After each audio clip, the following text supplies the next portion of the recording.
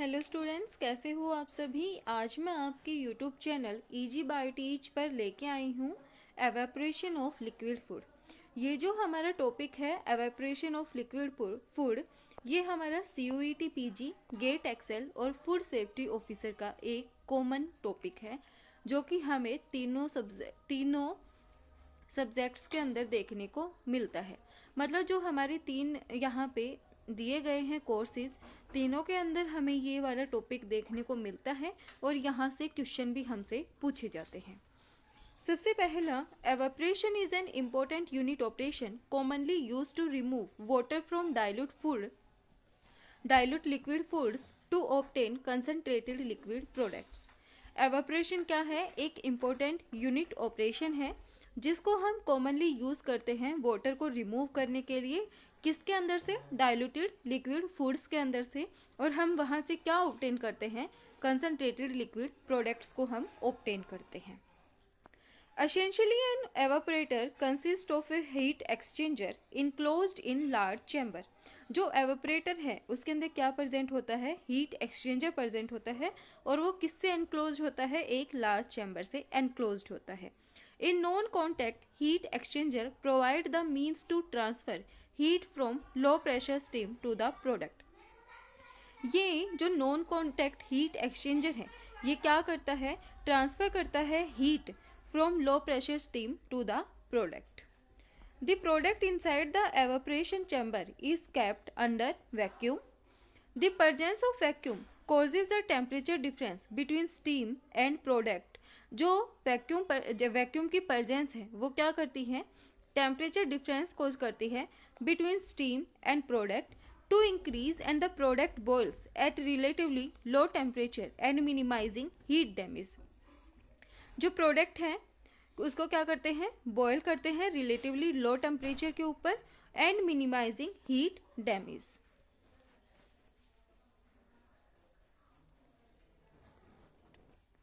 So that evaporation is the process by which liquid removed from the product without significant loss of nutrients. जो evaporation क्या है? वो एक process है जिसके थ्रू हम क्या करते हैं? लिक्विड को रिमूव करते हैं प्रोडक्ट से without significance loss of nutrients. इसके अंदर क्या नहीं होता? जो लॉस है न्यूट्रिएंट्स का वो नहीं होता। Without significance loss of nutrients.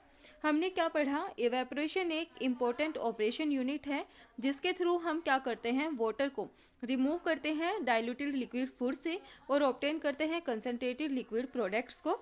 इसके अंदर एक हीट एक्सचेंजर प्रेजेंट होता है। हीट एक्सचेंजर किसके अंदर एनक्लोज्ड होता है? एक लार्ज चैम्बर के अंदर एनक्लोज्ड होता है। उसके बाद प्रेजेंस होती है वैक्यूम की, जो कि क्या करता है? टेम्परेचर डिफरेंस कॉज करता है between the stem and product to increase and the product boil at relatively low temperature और मिनिमाइज करता है हीट डैमेज को। उसके बाद हमने पढ़ा यहाँ पे जो एवापोरेशन है वो एक प्रोसेस है जिसके थ्रू हम लिक्विड को रिमूव करते हैं from the product without significance loss of nutrients. अब हम देखते हैं जो फैक्टर्स हैं वो अफेक्ट करते हैं रेट ऑफ एवापोरेशन को। तो कौन कौन से फैक्टर्स यहाँ पे रेट ऑफ एवापोरेशन को अफेक्ट करते हैं? सबसे पहले है rate of heat transfer of the liquid.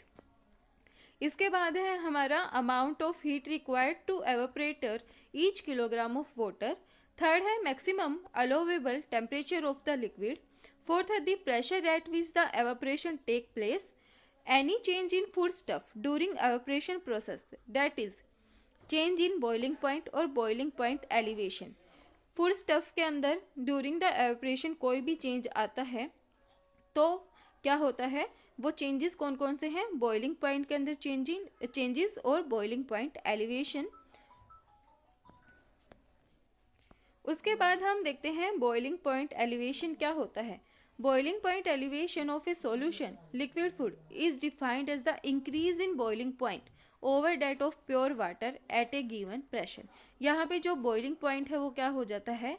Increase होता है over that of pure water at a given pressure.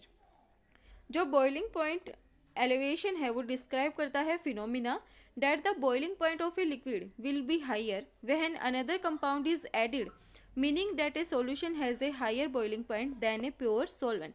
यहाँ पे जो सॉल्यूशन है उसका जो बॉइलिंग पॉइंट है वो ज़्यादा होता है as compare to pure solvent. This happens whenever a non-volatile solute such as salt is added to a pure solvent such as water. The normal boiling point of a liquid is the temperature at which its vapor pressure equals to atmospheric pressure. जो normal boiling point है liquid is the temperature, यहाँ पे क्या होता है, जो vapour pressure है वो किसके इक्वल होते हैं, एटमॉस्फेरिक प्रेशर के इक्वल होते हैं। Non volatile solutes lower the vapour pressure of a liquid, जो नॉन वोलेटाइल सोल्यूट्स हैं वो क्या कर देते हैं, लोअर कर देते हैं vapour pressure of a liquid. Greater temperature required to reach boiling point. यहाँ पे बॉइलिंग पॉइंट एलिवेशन का फॉर्मूला है delta T B equals to K B M solute. Kb is the molar boiling point constant for given liquid. M solute is the molar solute concentration. अब हम यहाँ पे देखते हैं कंसंट्रेशन यूनिट। सबसे पहले जो मोलरिटी है उसको हम क्या करते हैं, कैपिटल एम से डिनोट करते हैं, जिसका फॉर्मूला हमारे यहाँ पे है moles of solute upon litres of solution. उसके बाद है मोलरिटी, इसको हम स्मॉल एम से डिनोट करते हैं, इसका फॉर्मूला हमारे यहाँ पे है moles of solute upon mass of solvent in kilogram. अब हम यहाँ पे देखते हैं एक न्यूमेरिकल, एक प्रॉब्लम। हमने क्या किया, we add 475 gram of sugar to 600 gram of water. हमने 475 ग्राम शुगर को 600 वाटर के अंदर क्या किया, ऐड किया। What will be the freezing and boiling point of the solution. तो हमें यहाँ पे कैलकुलेट क्या करना है, फ्रीजिंग और बॉइलिंग पॉइंट सॉल्यूशन का क्या करना है, कैलकुलेट करना है। सबसे पहले शुगर, तो यहाँ पे सुक्रोज है, उसका फॉर्मूला क्या है, C12H22O11। यहाँ पे हमें क्या निकालना है, मोलर मास निकालना है। जो कार्बन है हमारा, उसका हमारा जो एटॉमिक नंबर है वो कितना होता है, 6 होता है। उसके बाद जो हाइड्रोजन है उसका कितना है, 1 है, और ऑक्सीजन का कितना है, 8 है।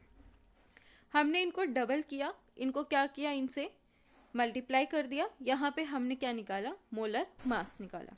अब जो मोलर मास आया हमारा, हमें कितनी सुक्रोज दी गई है, 475 ग्राम सुक्रोज दी गई है, और हमारा मोलर मास आया, उससे हमने उसको डिवाइड किया, हमारे पास आया 1.388 मोल सुक्रोज। अब हमने मोलरिटी का ऊपर क्या देखा था, फॉर्मूला देखा था, वहाँ पे हमने क्या किया, उस फॉर्मूले में ऐड किया। हमें इतनी मोलरिटी, इतने मोलर क्या मिले, इतना मोलर हमारे पास आया 2.313। उसके बाद हमें क्या निकालना है, यहाँ पे बॉइलिंग पॉइंट और फ्रीजिंग पॉइंट। यहाँ पे हमारा जो फॉर्मूला है वो क्या है, 0.512। ये हमने क्या किया, यहाँ पे रखा, जो हमारी वैल्यू हमारे पास आई है अपॉन मोलर। ये हमारा फॉर्मूला है 0.512 सेल्सियस अपॉन मोलर, और ये हमने यहाँ पे क्या किया, ऐड किया। जब हम इसको ऐड करते हैं, मोलर को हमने इधर ले लिया, इन दोनों की हमने मल्टीप्लाई कर दी, तो हमारे पास कितना है, 1.18 डिग्री सेल्सियस। ये हमारा क्या आ गया, यहाँ पे बॉइलिंग पॉइंट। उसके बाद हमने ऐसे ही यहाँ पे फ्रीजिंग पॉइंट को निकाला। जब हमने फ्रीजिंग पॉइंट निकाला तो हमारा जो फ्रीजिंग पॉइंट है वो आया -4.30 डिग्री सेल्सियस। अब हम देखते हैं types of evaporator. Single type evaporator और मल्टीपल इफेक्ट एवापोरेटर, 2 टाइप के एवापोरेटर होते हैं हमारे। उसके बाद इनको मल्टीपल टाइप्स के अंदर डिवाइड किया गया है। सबसे पहले हम देखते हैं single effect evaporator. The evaporation process done occur in a single vessel is called single effect evaporator. जो एवापोरेशन प्रोसेस है वो किसके अंदर होती है, सिंगल वेसल के अंदर होती है, उसको हम क्या बोलते हैं, सिंगल इफेक्ट एवापोरेटर बोलते हैं।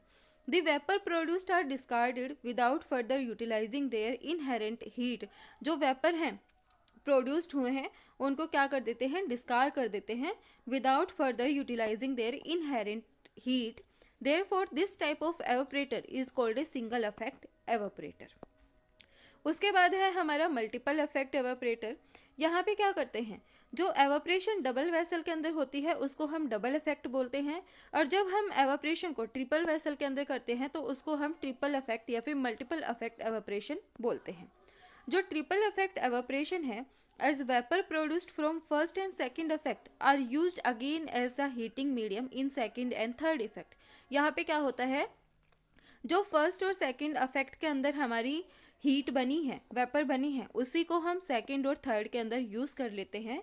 इसको हम क्या बोलते हैं, ट्रिपल अफेक्ट एवेपोरेटर बोलते हैं। अब सेवरल टाइप के एवेपोरेटर्स को यूज करते हैं इंडस्ट्री के अंदर। Batch type evaporator, natural circulation evaporator, rising film evaporator और फॉलिंग फिल्म एवेपोरेटर। सबसे पहले हम देखते हैं नेचुरल सर्कुलेशन एवेपोरेटर। जो नेचुरल सर्कुलेशन एवेपोरेटर है वो क्या है, short vertical tubes 1 to 2 metre long होते हैं और 50 से 100 मैनोमीटर तक डायमीटर होता है और कहाँ पे अरेंज्ड होते हैं, इनसाइड द स्टेम चेस्ट। ये है natural circulation evaporator. The product when heated rises through these tube by natural circulation while steam condense outside the tube. क्या होता है, जो प्रोडक्ट है उसको हम हीट करते हैं। Product when heated rises through these tubes by natural circulation while steam condenses outside the tube. Evaporation take place inside the tube and the product is concentration। जो evaporation है वो कहाँ पे होता है, inside the tube होता है, और जो product है वो कैसा हो जाता है, concentrated हो जाता है।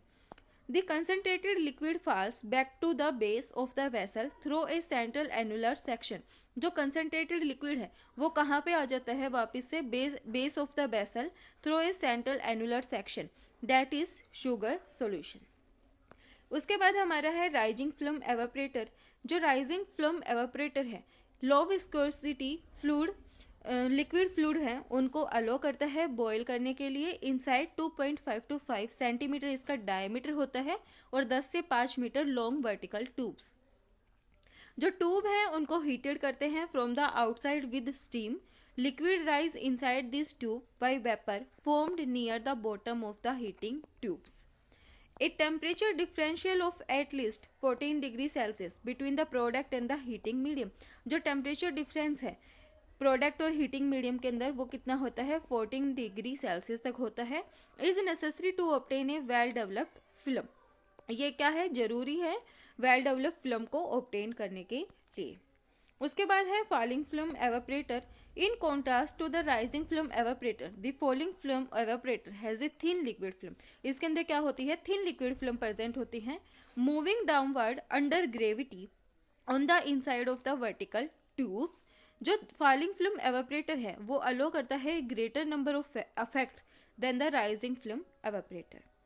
ये था आज का हमारा topic evaporation of liquid foods, जो कि हमारे CUET PG गेट एक्सेल और फूड सेफ्टी ऑफिसर के लिए एक कॉमन टॉपिक है। यहाँ पे हमने बात की टाइप्स की, इंडस्ट्रीज में यूज़ होने वाले एवेपोरेटर्स की, और हमने एक न्यूमेरिकल देखा इसका, और हमने इसका बेसिक देखा, और हमने फॉर्मूले डिस्कस किए। वीडियो पसंद आए तो लाइक शेयर एंड सब्सक्राइब जरूर करना। Thank you.